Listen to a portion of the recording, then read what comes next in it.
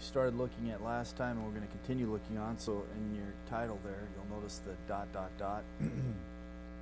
That's just to indicate that we're on the same thought, but moving forward to other thoughts, but we're still in verses 15 through 17. So let's look at those verses together. Do not love the world, nor the things in the world. If anyone loves the world, the love of the Father is not in him. For all that is in the world, the lust of the flesh, the lust of the eyes, and the boastful pride of life is not from the Father, but is from the world. The world is passing away, and also its lusts. But the one who does the will of God lives forever. So we're going to expand on our understanding of dealing with the world here as John addresses it. And we're going to seek to unfold some thoughts. But the challenge, as we looked at last time, was to try and be aware of what the world really is. And it seems like a rather simple term, but there's a lot packed into it, right? And there's a lot packed into these verses as John unfolds this for us. But it's understanding what lies behind all of this, and then how it works out in our life as John gives expression to these truths. But I give you J.B. Phillips' rendering of these verses, and I think that they're very poignant, and there's some things that we can glean from it, although it's not a literal translation or interpretation. But he says, for the whole world system, based as it is on men's primitive desires, their greedy ambitions, and their glamour of all that they think splendid. So just that section in and of itself, primitive desires, greedy ambitions, glamour of all that they think splendid, helps us to understand that what we're dealing with here when he talks about not the things in the world, is he's not talking specifically about particular objects. Okay? But that isn't left outside of purview. Okay? But understand that that's not specifically what he's looking at. And so, you know, the thoughts of, you know, going to movies, things like this, those kinds of elements, right? He's not addressing specific things as much as what lies behind them. And that gives the explanation in verse 16. For that which is in the world, right, the lust of the flesh, the lust of the eyes, and the boastful pride of life, tells you he's talking about that ethical aspect of the world again, as we saw last week. But it has bearing then also on the objects in this world and how we use them and view them.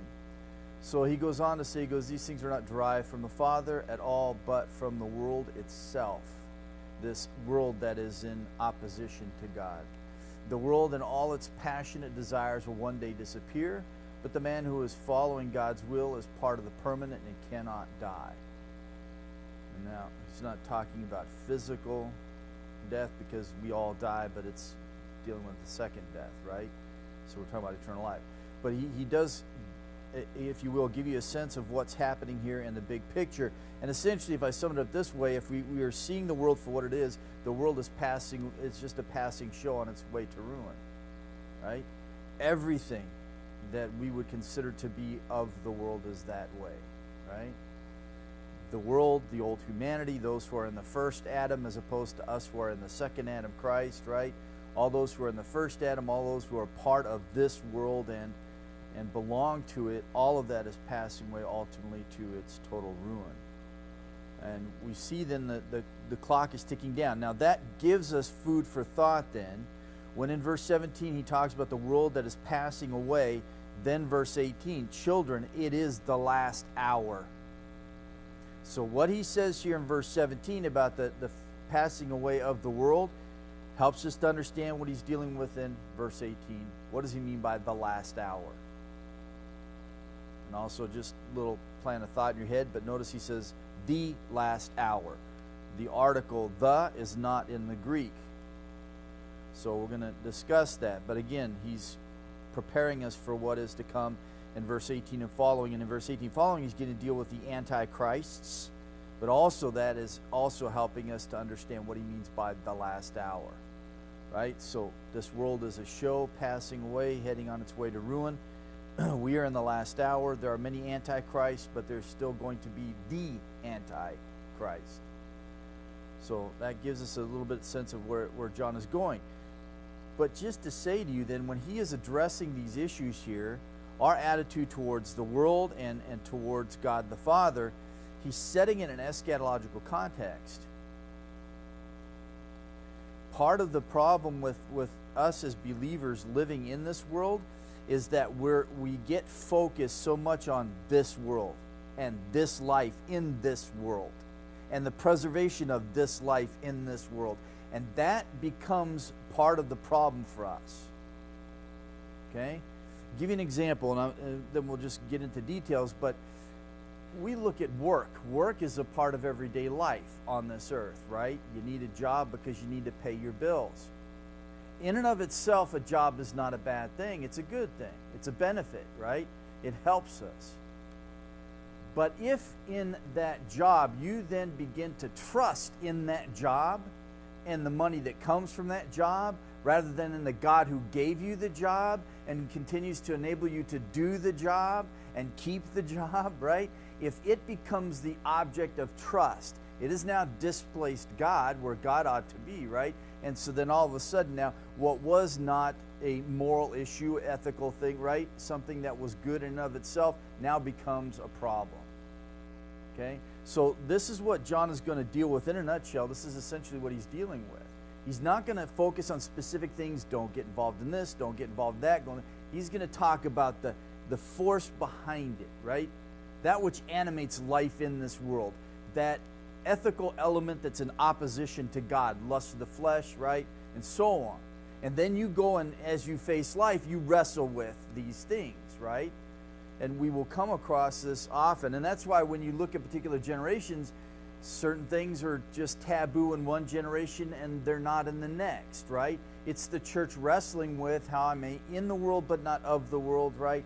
How do I deal with the spirit behind it, not necessarily just abandoning everything that's a part of it. So that is essentially what John is going to deal with in this passage. So we looked at walking light means love, verses 7 through 11, and then we had this aside that comes in 12 through 14, and it gives the basis for why he can appeal to them in this way. They have experienced the forgiveness of sins, the knowledge of God, that intimate, direct knowledge, and then he talks about the fact that they have the Word of God abiding in them, they have victory over the evil one, and that sets him up for what he's going to address in these verses. So there's this element of confidence, assurance as we walk into this. These things are so and continue to be so and will continue to be so, right, as we continue to pursue and walk in the life that God has called us to. But we started looking at walking in light means then separation from the world. And it's not so much separation externally as it is separation internally. What happens with legalism is that worldliness, from a legalistic point of view, worldliness has everything to do simply with action. But John is going to show us that worldliness isn't just about action, things that we do or don't do. Don't go to the movies, don't drink, don't smoke, right? But it's the attitude, right? And so he's going to reveal the fact that it's not, you can still not go to certain places that are doubtful and even harmful, right? It's not merely about that. You could abstain from those places and still be worldly in your attitude. So the thing is that when you come to this passage, you realize that for some people, they might be sitting back going, well, you know, hey, I don't live a worldly life, but you may indeed be living a worldly life.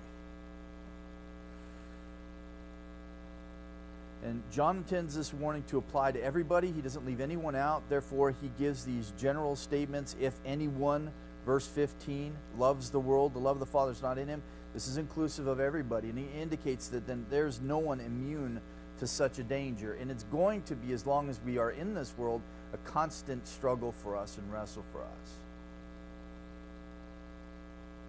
But we have encouragement in the fact that there is victory over the evil one. So we walk into this with some sense of hope that we can conquer and overcome. So the warning comes in verse 15, the first line, do not love the world, ton kosmon. And we talked about the fact that the world is used 6 times in 3 verses, which tells us this is the focus of his attention. We looked at the issue of what this word, the world, means, and it basically denotes that which is of order, arrangement, opposite to chaos. In other words, we're talking about an orderly system. And this gives rise to our English words, and sometimes this is good for us to know. I mean, we grow up speaking English, we read it and all of that kind of stuff, but we don't always know where our words come from, and sometimes it's beneficial for us to know this and the significance of them. So cosmos, the ordered universe. Now this is intriguing to me, we'll get into this, but evolution will use this term cosmos. It's not consistent with their worldview. And really, according to their worldview, they can't use this term necessarily. Not when they're attempting to explain origin, which they ultimately cannot explain origin, because if all you can do is reduce it back to a big bang, you can't go any further back than that. So they can't even explain origin. Then we have cosmopolitan, literally means citizen of the world. So if you give the expression then a cosmopolitan city, right? We oftentimes refer to that as a melting pot. There's people from all over the place. So Rome and Corinth and so on. And then we talked about last time, we get the word cosmetics from, right? Those things that one puts on in order to bring order out of chaos. Sorry, I couldn't resist. So cosmos is the absolute antithesis then to chaos, which the Greek word for chaos means that which is rude, unformed mass.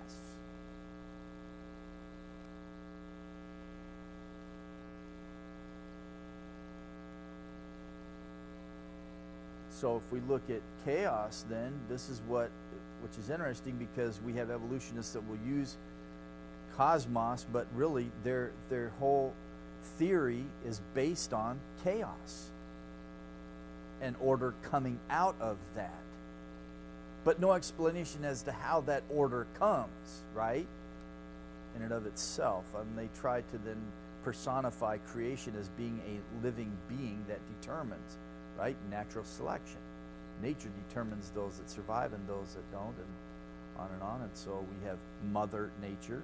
That's inevitable, right? Because if we see design, cosmos, order, orderliness, right? And then they have to explain all this stuff, they end up having to just find some sort of personal being or acknowledgement of, right? Whether you personify the world or what have you, or if you have aliens that have brought it all into existence. So the Bible, on the other hand, uses cosmos to describe the original condition of the universe as one of perfection, right? So Genesis 1:31, it was very good, not very chaotic. It was very good. The problem with this world is us. God created a world of order and design, right? Marriage, all of that stuff, that's the first thing that was instituted. The reason for that is because marriage and family is the foundation of all society anywhere. And society grows out of that, right? And we see the progression of Genesis and the outgrowth of that. And then when we start to mess with God's order, right, we have immoral behavior, we have divorce, we have all of these types of things, right, where we bring destructiveness to God's order of things. It brings disorder, right? So dysfunctional family is an expression that we use to describe what we do to God's design. We render it dysfunctional by the things that we do by stepping outside of God's order and design of things. So cosmos is used the first time in the Septuagint, which is interesting. I never knew that until thinking back through this, but in Genesis 2:1 is the first time it's used. Heaven and earth and all their hosts, and literally it is and all the whole world.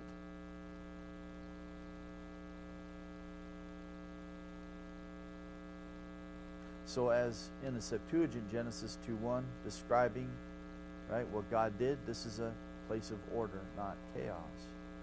Sons of God, the angels, right, did not shout for joy over chaos, but cosmos, when they saw the universe come into existence by the creative fiat of God.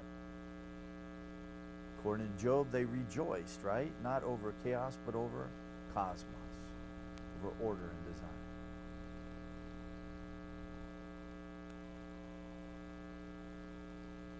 So I was thinking back to this. I mean, we can go all the way back to Cain and Abel, essentially, but if you go back to like the Tower of Babel, right? This is a great example of the world, as John is talking about it here, as this opposition, this system against God's system. So in Genesis 11:1-9, it speaks of human society's united rebellion against God at the Tower of Babel, right?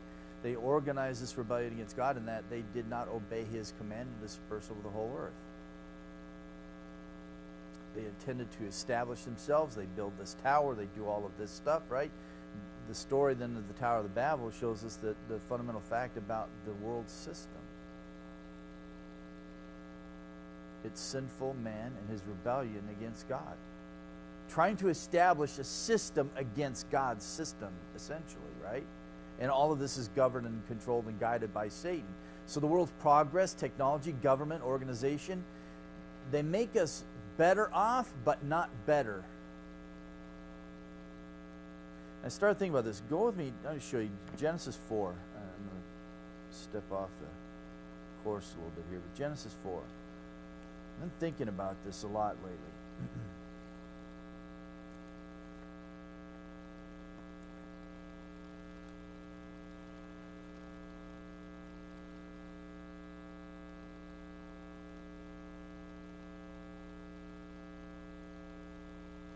So in Genesis 4, we have discussion that's given to us by Moses describing the events with Cain and so on. But this flows out of that narrative. And it was interesting to me, these statements that come. And ultimately, we're going to look at verse 23, Lamech. And the fact that he had two wives, Adah and Zillah. This is the first time where we have polygamy referenced. Distortion of God's order, right? Within the home. This is interesting to me, looking back in this passage some time back, and it's caused me to think over and over, especially in present times. But verse 21, his brother's name was Jubal. Okay? He was the father of all those, verse 21, he was the father of all those who play the lyre and the pipe, musical instruments. In other words, from his line came those who made life more pleasurable. Played music, musicians. The next thing comes, verse 22. As for Zillah, also she gave birth to Tubal-Cain, the forger of all implements of bronze and iron. Implements that made life easier. Right? Work more efficient, therefore more prosperous. Isn't it interesting where you have this development, and again, we don't only have so much space, you can't give the whole historical record, but you give enough points here, given when you look at the text, that there is this development in making life more enjoyable, more prosperous, and in the midst of that, then we have this moral decline. Lamech has two wives. And not only that, but he's going to take what God laid on Cain, right? If Cain, verse 24, if Cain is avenged sevenfold, then Lamech's 77-fold. Now I'm going to declare my own mark, right? He makes this pronouncement himself. And this is after he boasts about killing a young man. So you have this development, technology, government, right, organization, all of these things that develop, in and of themselves necessarily not bad. But isn't it interesting that the more that we see ourselves developing in technology and advancements and all of that, we have a continual moral decline? We sit and try to establish our own system and order of things against God's, and it's going to bring a moral decline, right? It always is, because it's not driven by God, our love for God, it's driven by something other than. So John is going to rest with you, go back to 1 John, but John is laying these thoughts out for us essentially. So I just challenge you to give thought to these things. So at this Tower of Babel, then we had this world system, impressive, right? Looks amazing, what have you, but in the end we learn a lesson that it won't prevail, and neither will this world prevail. Verse 17, this world is also passing away. So you pursue and you endeavor and you go after and you desire and crave and accumulate and all of these things that you do for yourself and all of this stuff, and all the while the world and all of its lusts are passing away to ruin. So we saw last time then that cosmos can be used to denote the earth. It can be used to denote the world of mankind in its various organizations and systems. But understanding it from John's perspective as he lays out here, he's focusing on the fallen aspect of it and its fallen nature, fallen human race. There's that ethical impart that he focuses on here in regards to this system. And essentially we could say too that this system that man has developed in his fallenness, that's driven by Satan, is basically man is just trying to make himself happy without God. It's impossible.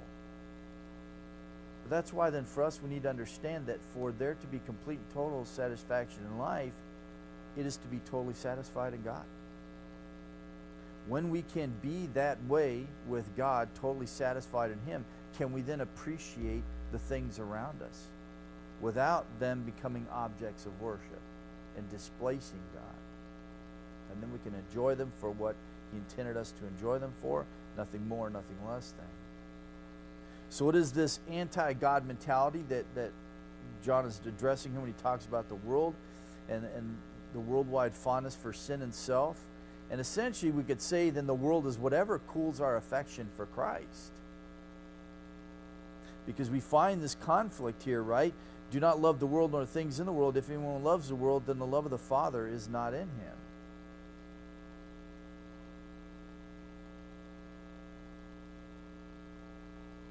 So if you pursue the world, then your love of the Father runs cold.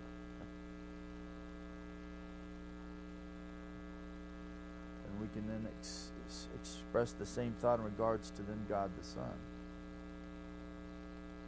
So John is focusing on the issue of the world here and its rebellion against God. We looked at this last week. Now he takes the thought further and he says, nor the things in the world. So not only do you not love the world, but you don't love the things in the world. Now he addresses this up front here, and it's just one word in Greek, ta, the things. More fully, he's gonna develop what he means by this in verse 16, and he's going to show us that he's focusing on the ethical quality, not just specific objects within creation, as he mentions the things, but it can involve those things. So I would say that when he talks about the things here in verse 15, as then we move into verse 16, when he talks about the things here, not necessarily is he talking about material objects, because in and of themselves they're non-moral, and we can possess them innocently, right? We can have a house and a car and these things, right, in the world. We can possess them innocently, but if they become something that instills in us an attitude of alienation from God, right, now all of a sudden they're not good anymore. So it's just how we use them and view them. So that helps us understand then in verse 16, as he brings this into clear focus for us, he's not talking about merely the objects of the world solely, he's focusing more on the attitudes and the characterization, right, of this world that's in alienation towards God. In other words, he is talking about those passions, those desires, those cravings that lie behind the pursuit of the things and the objects, and uses them in a distorted and evil way. So therefore then John leaves us to then walk into our life and say, is this right? Is this the drive? Am I embracing this mentality of the world? In other words, am I embracing the attitude and the heart of the world? And do I embrace that and all of the things that animate it and drive it for why they pursue and go after these things or distort these things or indulge in these things and so on? And so this is what John is getting at. So worldliness isn't merely just a matter of our activity, the things that we do, it's our attitude.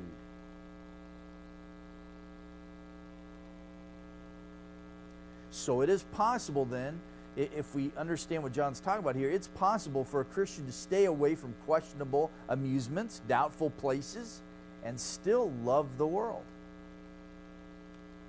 Because worldliness is a matter of the heart, not just merely the action.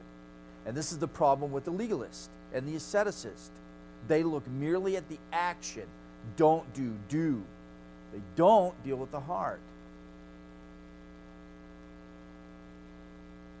So John says there is this, right? There is this world, there's order and design, but understanding there is a system that is governing and driving and behind that. There is a system of ideas and beliefs that drive behavior. There are certain attitudes that drive man's behavior. What is that attitude? Lust of the flesh, right? The lust of the eyes and the pride of life. There are these things that drives sinful man to go after the things that he goes after, that drives him to take things that are in and of themselves not bad and make them bad. Take a useful vehicle like a computer and then use it in a destructive way.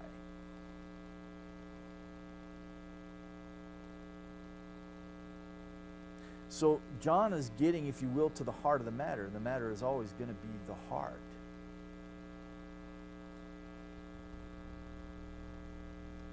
Struggle with us as parents then, right? Because we can remove objects of and this and that, right? But ultimately we can't reach in and change the child's heart. We can shepherd the heart, we can feed it, we can inform it, we can guide it by being an example of the truths that we teach. We can discipline to show there's consequences for wrong action, and we can reward when there's consequences for right action. But ultimately, right? That part that we really want to be able to get in and do something about, we can't do. So that's why Proverbs reminds us is that we can fail to do things as parents in a biblical way, and there will be consequences that come back on us and on our child, but ultimately,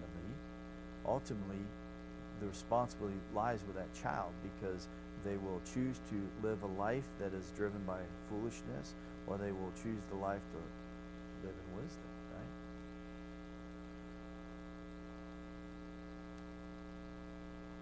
So John is going to then lay out reasons for us for this warning that he gives in verse 15. And the reasons begin the second part of verse 15 into verse 17. So the first one he gives us is in the second part of verse 15. If, and this is the condition clause, if anyone loves the world, the love of the Father is not in him. For all that is in the world, lust of the flesh, the lust of the eyes, and boastful pride of life, is not from the Father, but is from the world. So the first reason for the warning, essentially John's saying, is because of what the world does to us and can do to us. How it can influence us. How it can hinder that fellowship with God, because ultimately that's what we're talking about here. How can I be sure that I have this fellowship with God that is unhindered, right? How can I be sure of that? Is that there is separation between myself and the world, or from myself and the world. And not merely physically, so I don't go build a compound up in the mountains somewhere and just withdraw from everybody, right? No, it is the separation internally.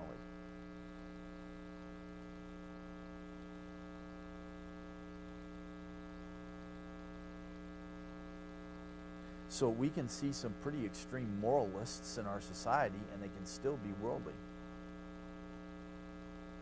They can still be driven by Satan's system. They just look good on the outside.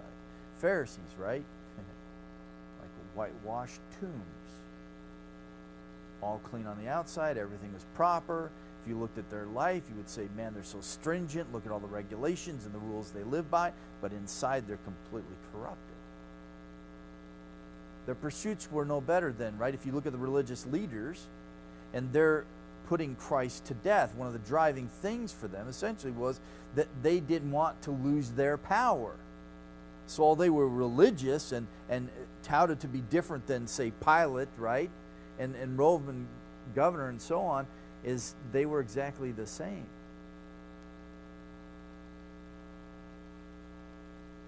So John cautions us, because this is what the world can do to us, and it can hinder our relationship with God, because John points out that the love of God and the love of the world, they are antagonistic to each other. They cannot coexist in the human heart. Can't. You cannot love the world and love God the Father.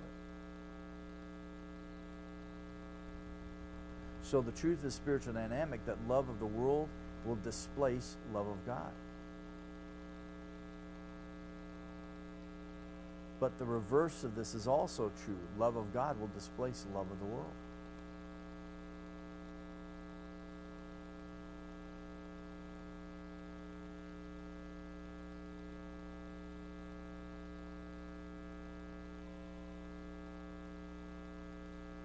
essentially John's going to say there's no room for a double occupancy in the Christian's heart, right? There's only room for one master and one master only.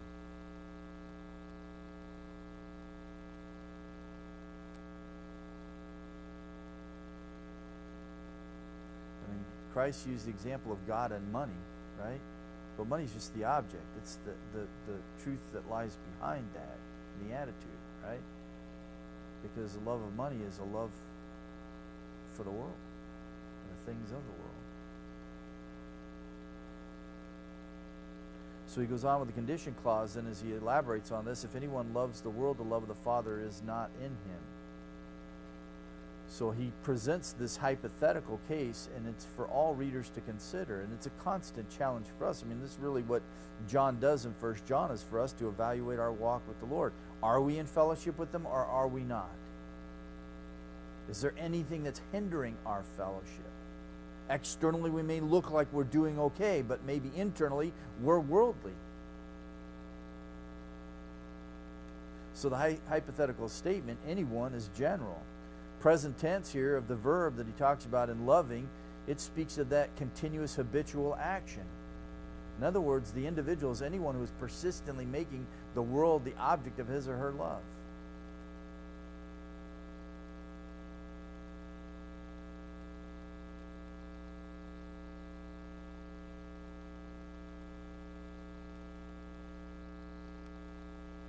This is a struggle that we have as believers, right? Because even the principles that govern the world, they can sound really good and spiritual.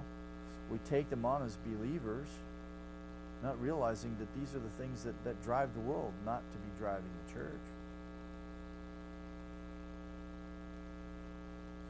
There's inevitably, there's going to be conflict. Fight for my rights, because it's a good thing, right? Stick up for yourself. Fight for your rights. Jesus says, if someone strikes you on the cheek, you do what? You turn to him the other also.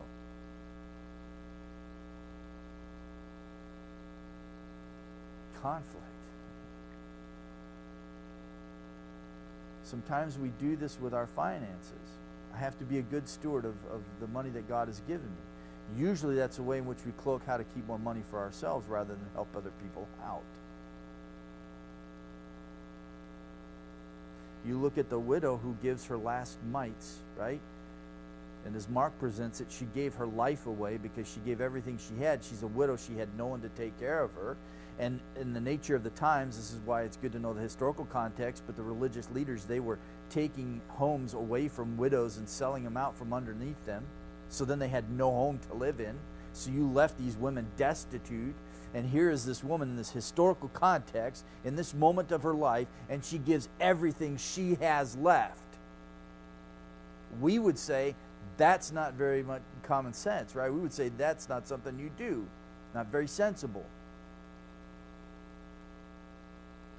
Jesus does what? Praises her for it.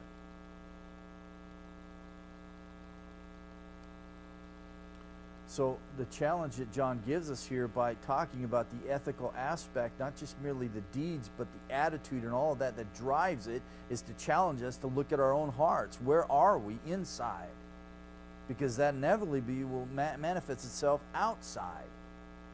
And this is what then leads to our life looking like a contradiction when we say we believe certain things, but then when people look at how we live our life, it looks totally different. Or they look at our life and say, but your life is no different from mine. You have all the same things and do all the same things and all of this stuff that goes on, right? And it seems like you're driven by all the same purposes I'm driven by and the same principles that drive my life. So what makes you so different, Christian?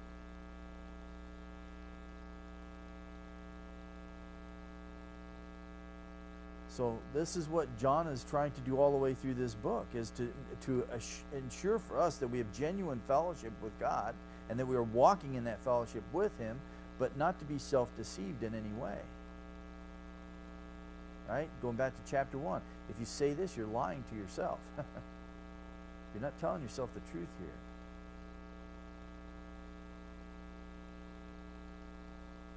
So anyone who loves the world, the inevitable result is the love of the Father is not in him.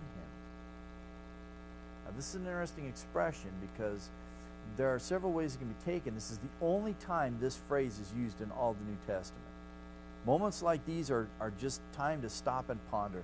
The love of the Father is mentioned nowhere else in the New Testament. It's the only place this phrase is used, and it can be taken in three different ways. Okay? So in the Greek, the case is what determines, right?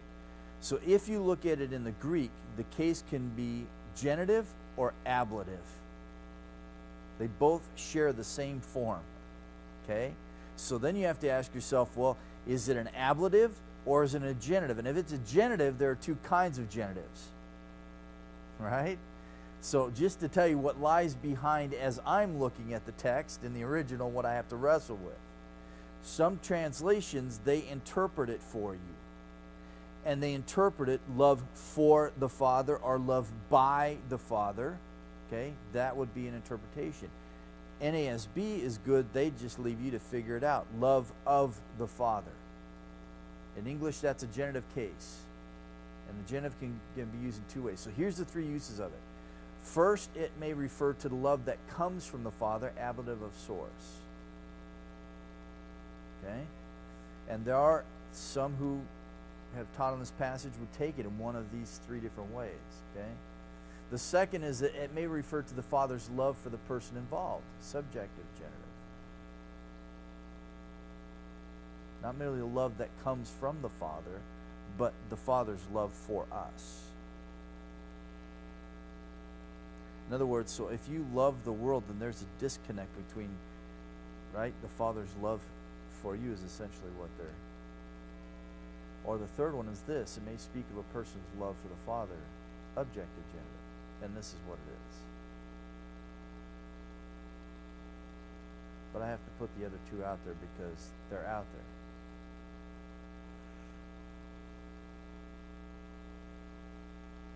So if I were to interpret it, it is the love for the Father is not in him. So you cannot have love for the world and have love for the Father. It's impossible. They're antagonistic to each other.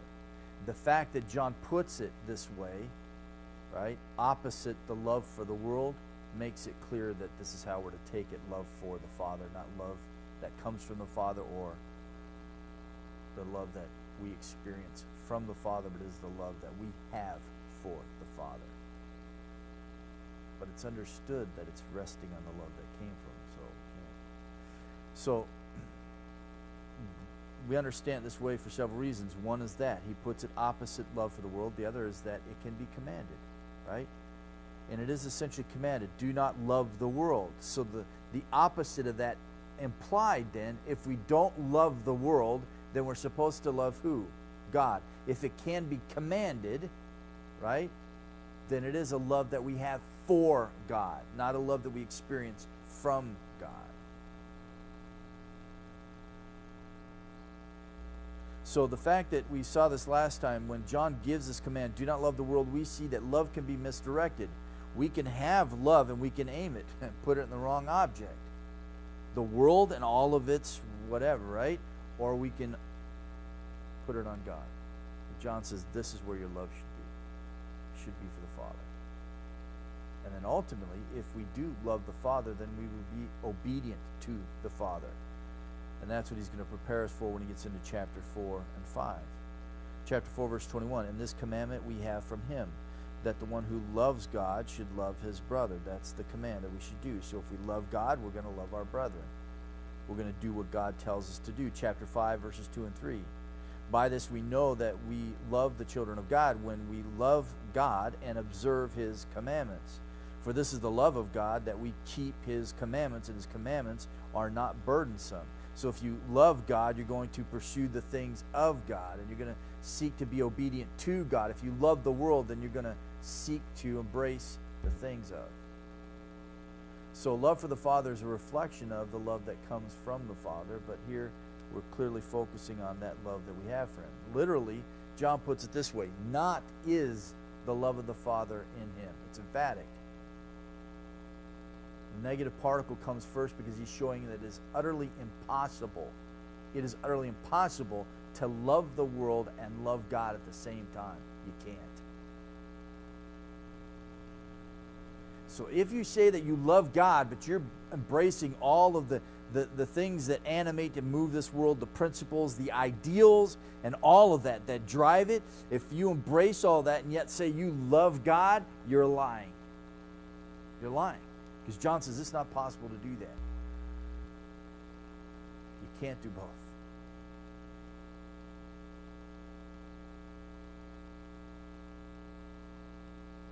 So what John does for us over and over in 1 John is he tells us, like, sometimes we try to live our life thinking that somehow we can put one foot in the world and one foot in the church. Right? You can't. There's no riding the fence with John, right? Darkness, light. Love, hate. Right?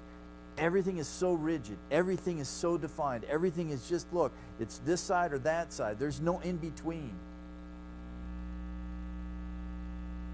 This is part of the reason why I think 1 John is so poignant for the church today. We've been trying to ride that fence for way too long.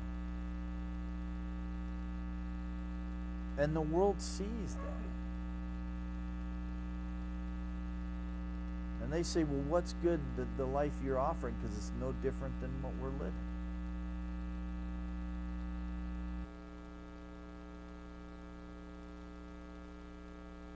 And essentially, if we are embracing all the things about this world, then we're living for simply just this place and all the trappings of this place. Then essentially, whatever life that we try to offer the world in our message is just as fleeting as the world itself, right? This is why I don't understand the accommodation that we make in the church of taking this and trying to mix it up with the world, because they don't mix. Right? As Paul asks the question, what does light and darkness have to do with each other? In that passage in 2 Corinthians, stop being unequally yoked with the world. You can't be yoked with the world. And it isn't just about marriage, it's in every aspect of your life. It is a broad statement that Paul's making there. Application, yes, you can bring it over to the issue of marriage as well, but it's talking about everything.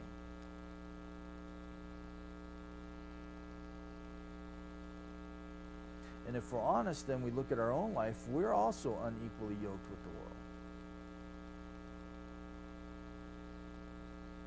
So again, the thought then here is similar to what Christ taught concerning serving two masters, or by James's teaching on the fact that you cannot be a friend both of the world and a friend of God at the same time. You can't. Pick your friends and pick them carefully.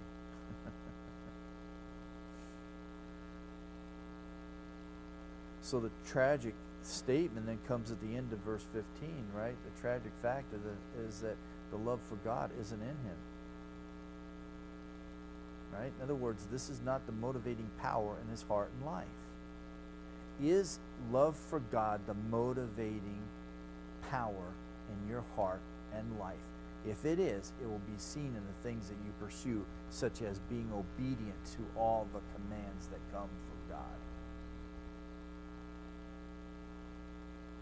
Like I tell my kids, they say, Dad, I love you, and then you turn around and disobey me. Well, no, you don't. You're contradicting yourself. I love you, but then I'm going to completely ignore what you just asked me to do.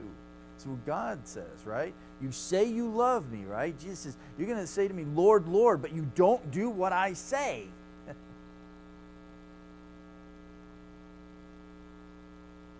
And if you see that at the heels of the Beatitudes, right? It's a pretty sobering declaration. Because in reality, as I look at even my own life at the Beatitudes, I realize I'm in so many ways that best version of what the world offers, but no different. So then in reality, Christ could be saying to me, why do you call me Lord, Lord, and don't do what I say? The world lends and expects in return.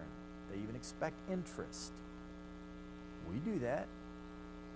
We lend to people in the body, but then we expect payment back and with interest. How is that different than the world? It's not.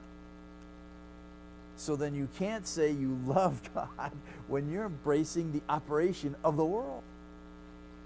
So tell my kids, someone asks for it, you just give it to them. Just give it to them. Not to mention, that just relieves stress, right? Relieves stress, because then if they never pay you back, so what? I wasn't expecting anything in the first place. But you see how John is getting to this, right? I mean, if you walk away tonight with anything, it's just that, right? Worldliness isn't just the actions that we do, it's the attitude, it is where our heart is. It's what drives us. This is what he's going to get at with the lusts of the flesh. He's not talking about the physical body. He's talking about the sinful human nature. Drives you. It's what takes all these things that God designed and made them good, and you corrupt them because you're driven by that, not by love for God. If you're driven by love for God, then you will use things as He created them and intended them to be used, right? And then we glorify God in the use of those things.